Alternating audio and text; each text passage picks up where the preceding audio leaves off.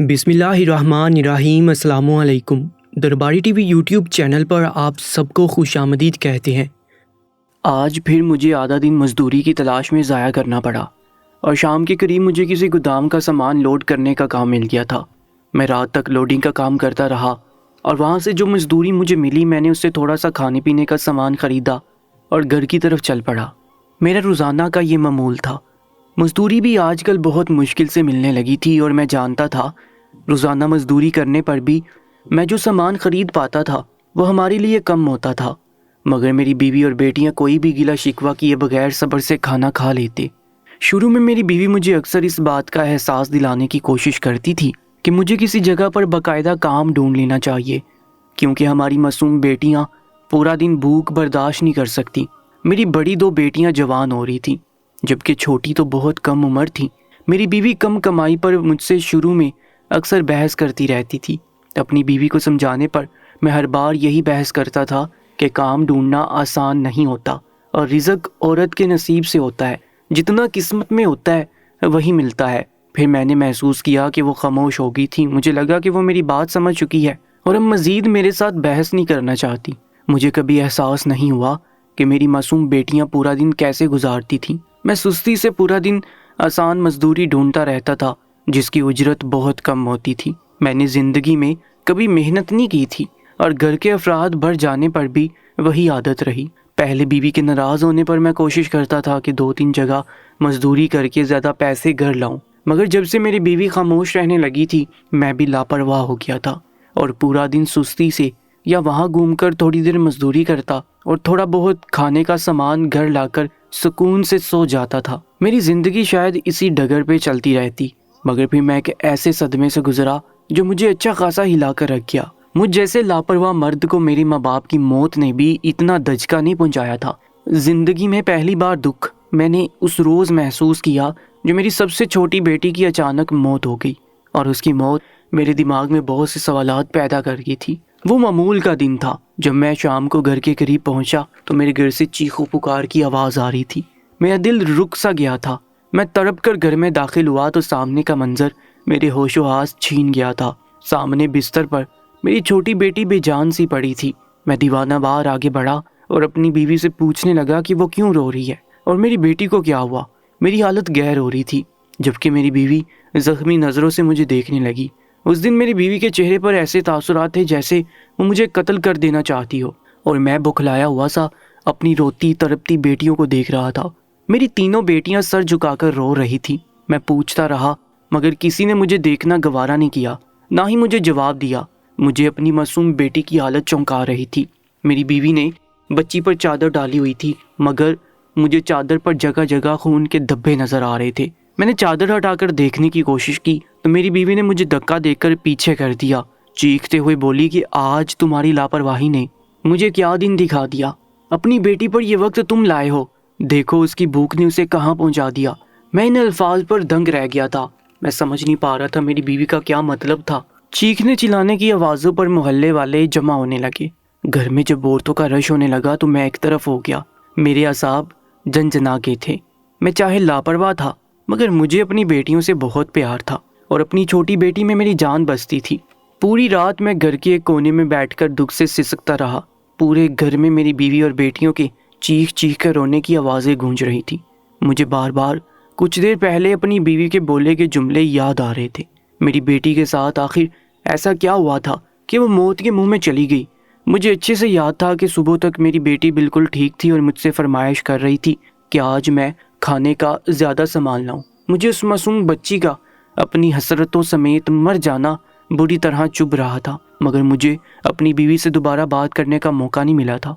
मैं इतने लोगों के दरमियान तमाशा नहीं बनना चाहता था और कुछ गम से मेरी हालत ख़राब हो रही थी।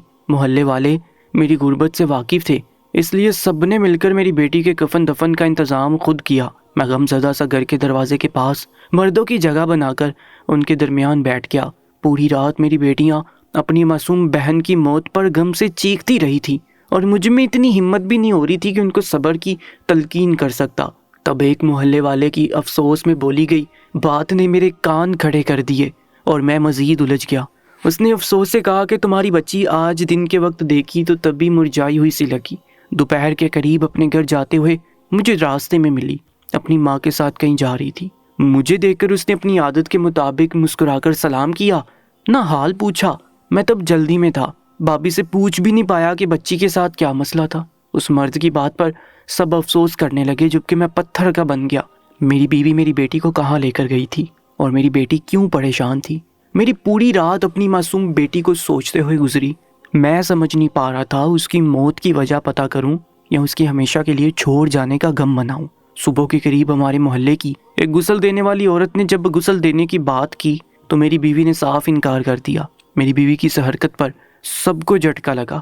مجھے لگا وہ عورت غم سے پاگل ہو چکی ہے، کوئی سمجھ نہیں پا رہا تھا کہ وہ کیا چاہتی ہے۔ میری بیوی بضد تھی کہ وہ اپنی بیٹی کو خود غسل دے گی۔ مجھے اپنی بیوی کی حرکتیں عجیب لگ رہی تھی۔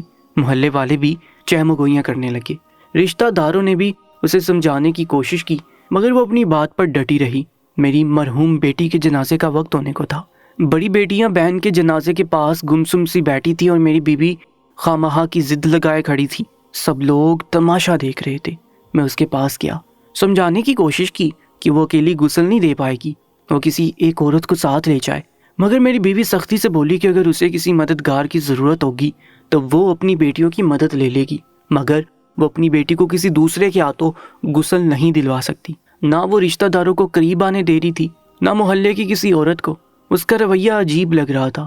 سب کے سمجھانے پر وہ بری طرح رونے لگی اور بولی کہ اسے میری خواہش سمجھ لو کہ میں اپنی معصوم بیٹی کو اپنے ہاتھوں سے غسل دینا چاہتی ہوں۔ سب لوگ میری بیوی کے رونے پر خاموش ہو گئے تھے، لیکن میری بیوی نہ تجربہ کار تھی اور خود سب کرنے کی کوشش میں نہ جانے کتنی غلطیاں کرنے لگی۔ نہ اسے کفن بنانا آ رہا تھا، نہ ہی غسل دینے کے لیے پانی تیار کرنا آ رہا تھا۔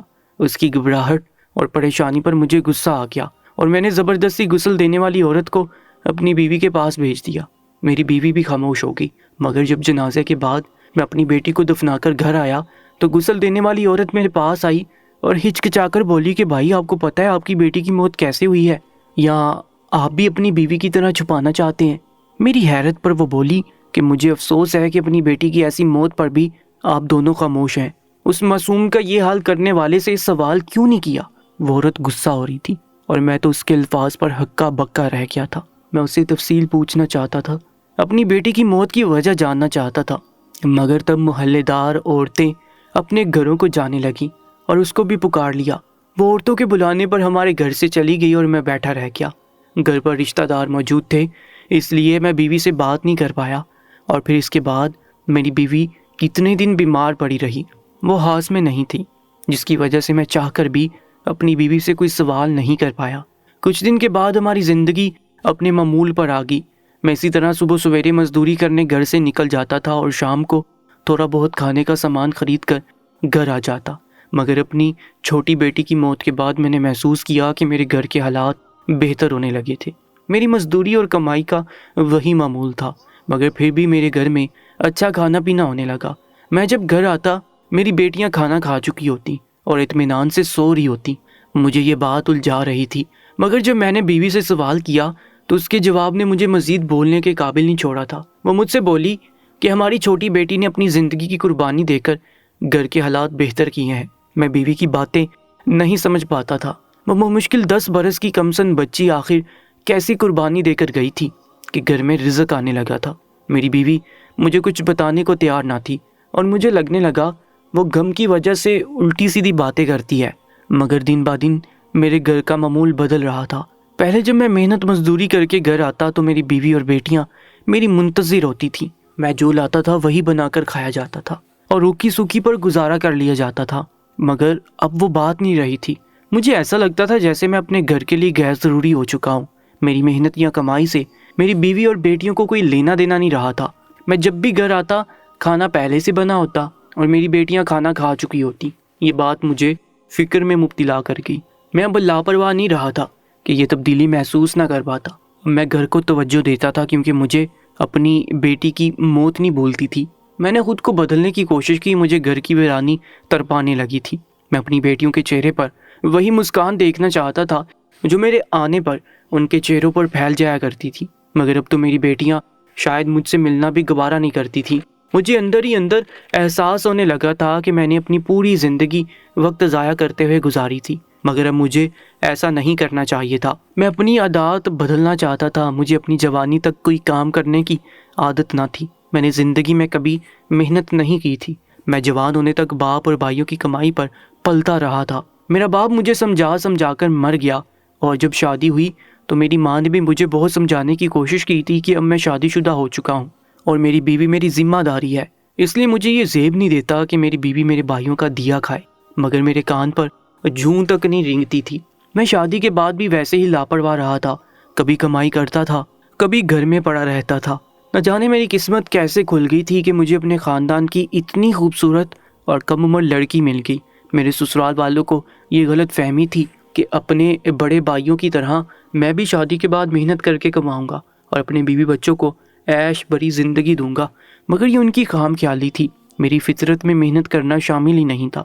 شادی کے بعد بھی میری زندگی ویسے کی ویسی لاپرواہی سے گزر رہی تھی۔ میں کبھی محنت مزدوری کرنے لگتا تھا اور کبھی سب کام چھوڑ چھاڑ کر گھر میں بیٹھ جاتا۔ میری بیوی جتنی خوبصورت تھی اتنا ہی اسے سجنے سنورنے کا شوق تھا۔ اس کو ہر وقت یہی حسرت رہتی تھی کہ وہ بھی اپنی جٹھانیوں کی طرح خوبصورت اور بہترین لباس پہنے اور ہر دیکھنے والا اسے سراہے، اس کے حسن کی تعریف کرے۔ مگر مجھے اپنی بیوی کا یہ شوق سخت زہر لگتا تھا۔ میں نہ خود ٹھیک سے کمائی کرتا تھا، نہ ہی اپنی بیوی کو کوئی نوکری کرنے کی اجازت دیتا تھا۔ میں نہیں چاہتا تھا میری خوبصورت بیوی گھر سے باہر کمانے کے لیے نکلے اور لوگ اس کی خوبصورتی اور مجبوری کا فائدہ اٹھائیں، مگر میری غیرت بس اتنی تھی کہ میں اپنی بیوی کو گھر سے نکلنے نہیں دیتا تھا۔ اس کی حسرتیں پوری کرنے کے لیے خود محنت کرنے کی کوشش میں نے کبھی نہیں کی تھی۔ جوں جوں وقت گزرتا گیا میری بیوی کے سب شوق ختم ہو گئے۔ میری 2 بیٹیاں ہو گئیں اور دونوں بیٹیاں اپنی ماں کی طرح نہایت خوبصورت تھیں۔ بیٹیوں کے بعد میں مزید بیوی کو گھر تک محدود کر چکا تھا۔ میں اپنی بیوی اور بیٹیوں کو بہترین لباس مہیا نہیں کر سکتا تھا، اس لیے میں انہیں گھر سے نکلنے کی اجازت نہیں دیتا تھا۔ میری بیوی کا اپنے خاندان کے لوگوں سے ملنا جلنا تقریباً ختم ہو چکا تھا۔ مجھے گھر کی سوچ سے ڈر لگتا تھا کہ میری خوبصورت بیوی اور میری بیٹیوں کو کمتر لباس میں دیکھ کر سب مذاق اڑائیں گے اور انہیں احساس دلائیں گے کہ میں ایک قابل مرد نہیں ہوں۔ میری سختی اپنی بیوی پر بڑھتی جا رہی تھی، جس کی وجہ سے میری ماں تنگ رہنے لگی۔ وہ مجھے ہر وقت کوستی رہتی اور میری شادی کرنے پر پچھتانے کا شکار رہتی تھی۔ میں محنت کرنا چاہتا تھا، مگر اپنی سستی کی عادت سے چھٹکارا پانا اور محنت طلب کام کرنا میرے لیے مشکل ہو گیا تھا۔ پھر کچھ وقت بعد میری والدہ وفات پا گئی اور مجھے سنبھلنے کا موقع بھی نہیں ملا کہ میرے بڑے بھائی اپنے بیوی بچوں سمیت گھر سے چلے گئے اور اپنے الگ گھر بسا لیے۔ وہ مزید میرا خرچ اٹھانے سے انکار کر چکے تھے۔ بھائیوں کا الگ ہونا مجھے بوکھلا کر رکھ گیا۔ گھر کی ذمہ داری میرے کندھوں پر آ گئی۔ میں سارا دن باہر دھکے کھاتا اور مشکل سے کہیں نہ کہیں چھوٹی موٹی مزدوری کر کے اتنا کماتا کہ 1 سے 2 وقت کی روٹی کھائی جا سکتی۔ محنت طلب کام میں کر نہیں پاتا تھا اور آسان کام ڈھونڈنا میرے لیے مشکل ہو گیا تھا۔ گھر میں کھانا پینا کم ہو گیا اور مفلسی بڑھ گئی تھی۔ روزانہ جو کماتا تھا وہ ہم کھا لیتے تھے۔ بچت اور جوتی کپڑے بنانے کے لیے پیسے بچانے کی کوشش خواب بن چکی تھی۔ میری بیٹیاں 4 ہوئیں تو خرچ مزید بڑھ گیا، مگر بچیاں بھی ماں کی طرح صبر شکر کر کے روکھی سوکھی کھا لیتی تھیں۔ اور پھر اچانک میری چھوٹی بیٹی کی وفات ہو گئی اور اس کی موت بھی اتنی پوری اسرار تھی کہ میں بالکل سمجھ نہیں پایا تھا۔ کھیلتی کودتی بیٹی اچانک مر کیسے گئی اور آخری وقت میں اس پر پھیلی چادر پر خون کیوں لگا ہوا تھا؟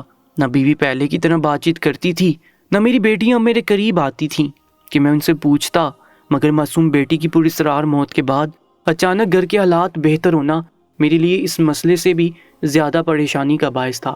مجھے لگنے لگا تھا کہ میری بیوی اور بیٹیاں بدلتی جا رہی تھی، ان کا انداز بدل گیا تھا۔ پھر ایک روز گھر لوٹا تو مجھے جھٹکا لگا۔ میری بیوی اور بیٹیاں صاف اور نئے لباس پھیلائے بیٹھی تھی۔ میرے پوچھنے پر بیوی نے مجھے ٹالتے ہوئے کہا کہ کسی نے پہنے ہوئے کپڑے خیرات میں دیے ہیں۔ میں یہ سن کر شک میں آ گیا۔ وہ لباس بالکل نئے تھے اور ایسا لگ رہا تھا جیسے اسی وقت بازار سے لائے گئے ہوں۔ میں نے اپنی بیوی اور بیٹیوں کو صاف نئے لباس میں دیکھا تو پہلو بدل کر رہ گیا۔ میری بیٹیاں جوان ہو رہی تھیں اور ان اچھے کپڑوں میں بہت خوبصورت لگ رہی تھی۔ جو بات مجھے چونکاتی تھی وہ ان کے چہرے تھے۔ ان کے چہروں پر اب خوشی یا تازگی نہیں رہی تھی، نہ وہ پہلے جیسی معصوم اور سادہ لگ رہی تھی۔ ان کے انداز مشینی سے لگتے تھے، جیسے مجبوری کی زندگی بسر کر رہی ہوں۔ اور دوسری طرف ان کا پہننا اوڑھنا بہترین ہونے لگا تھا۔ میں بری طرح ڈر گیا کہ اندر ہی اندر میری بیوی اور بیٹیاں کیا کام کر رہی ہیں، اور وہ پیسہ کہاں سے آ رہا تھا۔ اسی خوف کی وجہ سے میں نے اپنے بھائی سے رابطہ کیا اور ان کی منتیں کی کہ مجھے کوئی ایسا کام دلوا دیں جو ماہانہ آمدنی دے، چاہے وہ محنت طلب کام ہو۔ اب میں محنت کرنے کو بھی تیار تھا۔ میرے بھائی پہلے ہی میری بیٹی کی موت پر دکھی تھے۔ جب میرے حالات سنے تو مجھے کچھ رقم ادھار دی تاکہ میں گھر میں کھانے پینے کا سامان لے جا سکوں، اور مجھے اپنے کسی دوست کے پاس کام بھی دلوا دیا۔ وہ کام بہت محنت طلب تھا مگر ماہانہ آمدنی 15,000 کے قریب تھی۔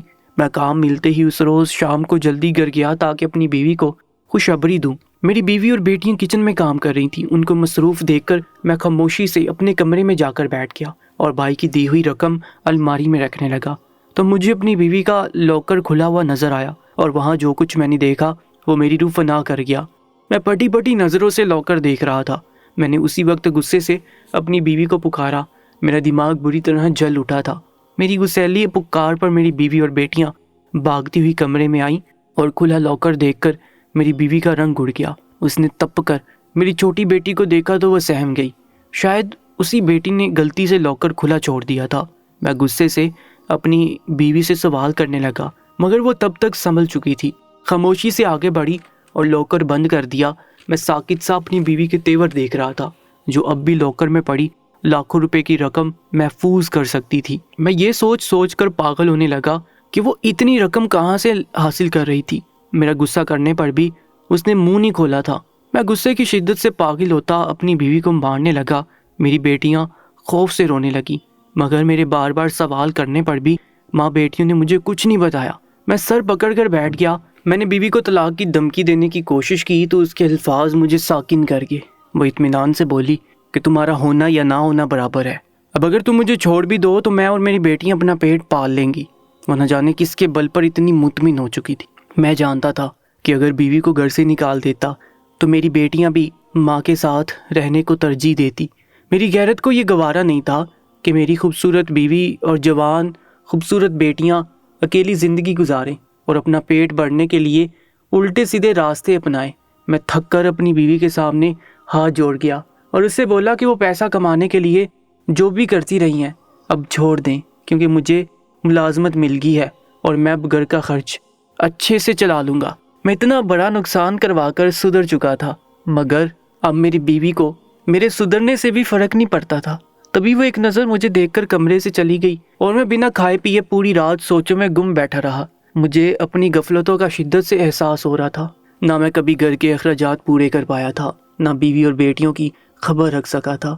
اب جہاں مجھے ملازمت ملی تھی وہ جگہ میرے گھر سے بہت دور تھی اور میں دن کے وقت کام چھوڑ کر گھر نہیں آ سکتا تھا۔ میں نے بھائی کے دیے پیسوں سے گھر میں کھانے پینے کا سامان برابر کیا اور پوری سنجیدگی سے کام کو توجہ دینے لگا۔ صبح سویرے گھر سے نکلتا اور رات کو دیر سے گھر آتا۔ بیوی بچوں سے بات چیت بالکل بند ہو چکی تھی۔ میں اگر کوشش کرتا تب بھی وہ مجھے جواب نہ دیتے۔ گھر میں عجیب سناٹے گونجنے لگے تھے۔ میں ڈپریشن کا شکار ہونے لگا تھا۔ انہی دنوں ایک روز شام کو گھر جاتے ہوئے مجھے وہی عورت ملی جس نے میری بیٹی کو غسل دیا تھا۔ میں اس عورت کو دیکھ کر چونک گیا اور تیزی سے اس کے پاس جاتے ہوئے اسے اپنا تعارف دیا۔ وہ بھی مجھے پہچان چکی تھی۔ میں نے اس عورت سے درخواست کی کہ اس نے میری بیٹی کو غسل دیتے ہوئے جو بات محسوس کی وہ مجھے بتائے۔ میری بات پر اس عورت نے حیرت سے مجھے دیکھا اور بولی کہ آپ کی بیوی نے آپ کو کچھ نہیں بتایا۔ میری نفی سے سر ہلانے پر وہ عورت متذبذب سی ہو گئی۔ جب میں نے بہت منت سماجت کی تو اس عورت نے مجھے سب بتا دیا۔ اس کے انکشاف پر مجھے لگا میرا دل بند ہو جائے گا۔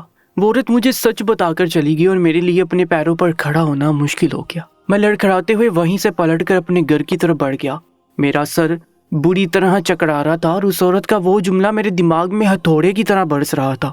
جب اس نے بتایا کہ میری بیٹی زخمی تھی اور اس کے جسم پر گہرے زخموں کے نشانات تھے، مجھے تب سمجھ آئی کہ میری بیوی کیوں اکیلے غسل دینے پر بضد تھی۔ وہ میری بیٹی کی حالت سب سے چھپانا چاہتی تھی مگر اس نے مجھے بھی کچھ نہیں بتایا۔ میری بیٹی کو کس نے زخمی کیا اور میری بیوی کے پاس پیسہ کہاں سے آیا؟ میرے دماغ میں سب گڈمڈ ہو رہا تھا۔ میں گھر پہنچا تو دروازہ کھلا ہوا تھا۔ میں تیش کے عالم میں اندر بڑھ گیا مگر اپنی بیٹیوں کے کمرے کا کھلا دروازہ دیکھ کر جب میں نے اندر قدم رکھا تو میری آنکھیں ابل پڑی۔ میری بڑی بیٹیاں 2 جوان لڑکوں کے ساتھ موجود تھیں اور میری بیوی اور چھوٹی بیٹی غائب تھی۔ وہ منظر میرے لیے نہایت اذیت ناک تھا۔ اپنی معصوم بیٹیوں کو غیر لڑکوں کے پہلو میں دیکھنا مجھے زندہ زمین میں گاڑ گیا تھا۔ مجھے لگا میرے دماغ کی رگیں پھٹ جائیں گی۔ میں نے دھاڑتے ہوئے اپنی بیوی کو آواز لگائی۔ میری آواز پر وہ لڑکے اور میری بیٹیاں میری موجودگی پر بری طرح گھبرا گئے۔ میں نے آگے بڑھ کر ان لڑکوں کے گریبان دبوچ کر انہیں کھینچتے ہوئے کمرے کے دروازے تک لایا۔ میرا دل چاہ رہا تھا ان کا قتل کر ڈالوں، مگر میری بیوی اسی وقت ہاس باختگی میں کچن سے نکل کر میرے سامنے آئی اور ان لڑکوں کو مجھ سے چھڑوا کر مجھے دور کیا۔ کچن کے دروازے پر چھوٹی بیٹی بھی کھڑی ہوئی تھی اور سہمی سہمی نظروں سے مجھے دیکھ رہی تھی۔ بڑی دونوں بیٹیاں بھی شرمندہ ہونے کی بجائے سرد نظروں سے مجھے دیکھ رہی تھی۔ وہ لمحے مجھے تکلیف سے دوچار کر گئے تھے۔ میرا صبر جواب دے چکا تھا۔ میں نے غصے سے چیختے ہوئے اپنی بیوی سے سوال کیا کہ وہ لڑکے کون ہیں اور میرے گھر میں کیا کر رہے ہیں۔ میری بیٹیاں اتنی سجی سنوری ان لڑکوں کے پہلو میں کیا کر رہی تھی؟ میں اپنی بیوی پر چیخ رہا تھا کہ میں نے ان سب کی خاطر خود کو بدلا تھا۔ میں سارا دن بے زبان جانور کی طرح کام کرتا تھا۔ محنت کا عادی نہ ہونے کی وجہ سے پوری رات میرا وجود درد کرتا تھا، مگر میں نے کبھی اس بات کا ذکر نہیں کیا۔ کام پر رہتے ہوئے بھی سارا دن میں بیوی اور بیٹیوں کی فکر میں گلتا رہتا تھا، اور وہ مجھے یہ صلہ دے رہی تھی۔ میں مری ہوئی بیٹی کا کیا سوال کرتا، وہ عورت تو زندہ بیٹیوں کو میرے سامنے کھڑا کر چکی تھی۔ میرے سینے میں درد سا ہونے لگا تھا۔ میرے چیخنے پر میری بیوی نے جتاتی نظروں سے مجھے دیکھا اور بولی کہ تم اب سدھر کر چاہتے ہو ہم تم پر فخر کریں، جبکہ تمہاری بے حسی اور سستی کی وجہ سے پہلے ہی میری ایک معصوم بچی بھوک سے بے حال ہوتی اپنی زندگی گنوا چکی ہے، اور میں اتنی بے بس ہو گئی تھی کہ اس کی موت پر ملی رقم سے اپنا پیٹ بھرنے لگی تھی۔ میں نے اپنی بیوی کی بات پر دانت کچکچا کر کہا کہ میں سب سچ جان گیا ہوں کہ میری بیٹی کی موت کیسے ہوئی۔ مجھے غسل دینے والی عورت بتا چکی تھی کہ میری بیٹی زخمی تھی۔ بھوک سے انسان زخمی نہیں ہو جاتا۔ وہ عورت اس روز اسے جانے کہاں لے گئی تھی؟ میرے سوال پر میری بیوی نے مجھے جو بتایا وہ مجھے ایک لمحے کے لیے بالکل چپ کروا گیا۔ میری بیوی نے مجھے بتایا کہ بڑی بیٹیاں اور بیوی تو روزانہ دن بھر بھوکا رہنا برداشت کر لیتی تھی، مگر چھوٹی بیٹی بھوک برداشت نہیں کر پاتی تھی۔ روزانہ اس کی خاطر میری بیوی ارد گرد والوں سے کھانا مانگتی تھی۔ اس روز بھی میری چھوٹی بیٹی بھوک سے بار بار رو رہی تھی، ماں سے ضد کر رہی تھی کہ وہ اسے کچھ کھانے کو دے۔ میری بیوی محلے والوں سے بار بار مانگنے پر شرمندگی محسوس کرتی تھی۔ وہ بیٹی کی ضد پر اسے لے کر گھر سے نکلی تاکہ روڈ پر جا کر کسی دکان سے ادھار کا سامان خرید سکے۔ وہ دونوں ابھی روڈ پر پہنچی تھیں کہ آگے بھاگتی میری بیٹی ایک تیز گاڑی سے ٹکرا گئی اور خون سے لت پت دور جا گری۔ گاڑی کی مالک ایک عورت تھی۔ اس نے بھاگنے کی بجائے میری بیوی کو لیا اور زخمی بیٹی کو گاڑی میں ڈال کر ہسپتال لے جانے لگی، مگر راستے میں ہی میری بیٹی مر گئی۔ میری بیوی روتے ہوئے بولی کہ اس روز اس عورت نے پولیس کیس سے بچنے کے لیے بھاری رقم معاوضہ دی، اور میں اتنی بے بس ہو چکی تھی کہ وہ رقم لے کر خاموشی سے واپس آ گئی۔ وہ مجھ پر چیخنے لگی کہ میں روزانہ اپنی بیٹی کو بھوک سے روتا نہیں دیکھ سکتی تھی، اس لیے اس کی موت پر صبر کر بیٹھی۔ اس کے بعد اپنی بیٹیوں کو بھوک برداشت کرتا نہیں دیکھ سکتی تھی، اس لیے وہ لاکھوں کی رقم محفوظ کر کے رکھ لی اور اسی سے اپنی بیٹیوں کے پیٹ بھرنے لگی اور ان کے نئے لباس بھی خریدے۔ میں اپنی بیوی کے چیخنے پر ساکت رہ گیا تھا۔ تب اس نے کہا کہ وہ لڑکے اس کے بھتیجے تھے۔ اس نے میری غیر موجودگی میں میری بیٹیوں کے اپنے بھتیجوں سے نکاح کر دیے تھے۔ اس نکاح میں میری بیوی کے بھائی اور میرے بھائی بھی موجود تھے۔ میرے آنے سے کچھ وقت پہلے سب لوگ گھر سے گئے تھے۔ میری بیوی کو خوف تھا کہ میں یہ نکاح نہیں ہونے دوں گا، کیونکہ میں رشتہ داروں سے ملنا تک پسند نہیں کرتا تھا۔ میں حسرت سے اپنی بیٹیوں کو دیکھنے لگا۔ میں نے اپنی لاپرواہی اور کام چوری کی وجہ سے اپنی بیٹیوں کو خود سے دور کر دیا تھا، اور ان کے اتنے اہم موقع پر بھی میں موجود نہیں تھا۔ مجھے اپنا آپ مجرم لگ رہا تھا۔ سب قصور میرے ہی تھے۔ میں سب والدین سے درخواست کرتا ہوں کہ جب تک بیٹا کسی قابل نہ ہو اس کی شادی کبھی نہ کریں، کیونکہ بعض لوگ میری طرح ذمہ داری سر پر پڑنے کے باوجود نہ اپنی عادت سے باز آتے ہیں، نہ بیوی بچوں کی فکر کرتے ہیں، اور میری طرح ہی اولاد کو کھو کر روتے ہیں۔ مزید ویڈیوز اپڈیٹ کے لیے ہمارے یوٹیوب چینل کو سبسکرائب کر لیجیے گا۔ انشاءاللہ ملاقات ہوگی ایک نئی کہانی کے ساتھ۔ اپنا بہت زیادہ خیال رکھا کریں۔ تب تک کے لیے اللہ نگہبان۔